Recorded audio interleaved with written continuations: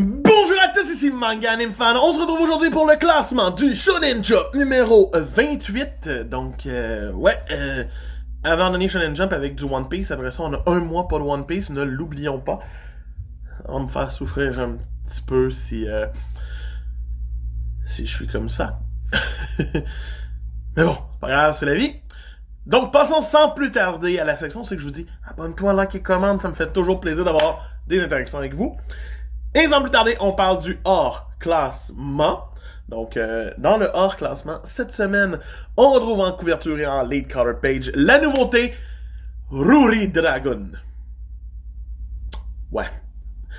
Donc, on souhaite quand même bonne chance à cette nouvelle série. Si son succès se profile, ben, on va dire adieu à des séries plus en danger, vous verrez plus tard. Sinon, les autres pages couleurs reviennent bien entendu au deuxième chapitre de Aliens Area. Donc, il paraît que les dessins sont vraiment le fun, donc bien hâte de voir si ça vaut la peine. Je l'ai pas lu, je l'ai pas touché. J'attends toujours les volumes reliés en français. Les autres pages couleurs reviennent à PPP. Qui continue de mettre des pages couleurs presque à tous les deux chapitres. Et bien sûr, on finit par une page couleur sur Mission Sakura Family. Yep. Donc, des belles pages couleurs encore cette semaine. Pour ce qui est de la zone absence, cette semaine vient rejoindre notre ami Hunter x Hunter. C'est My Hero Academia. Donc, ouais.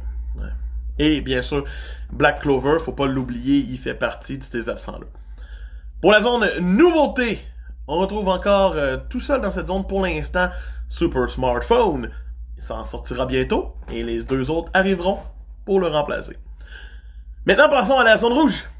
Cette semaine, dans la zone rouge, on retrouve en fin fond de classement, numéro 13, Undead Unluck. Ça va pas bien. Ça va bien du tout pour la série. En 12e, c'est Earthchild, qui s'en sort encore pas mieux, avec des ventes désastreuses de son premier tome. En 11e, c'est Doron, avec des ventes désastreuses de son deuxième tome. Ça va pas bien pour ces séries-là. En 10e, c'est High School Family, mais avec des ventes désastreuses de son 6e tome. Mais bon, c'est High School Family, c'est normal. En 9e, c'est Witch Watch, avec des ventes correctes pour son tome, le plus récent. En 8e position, on retrouve The Elusive Samurai, qui s'en sort correct.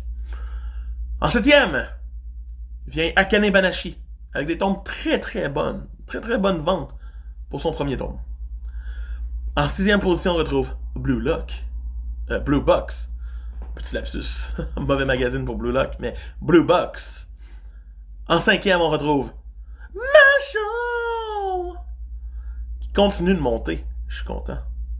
En 4e, on retrouve Me and Roboko. Oh yeah. En 3e, bien entendu, notre podium, vous le connaissez déjà, nommez-le avec moi, Sakamoto Days en 3e. Ah oui.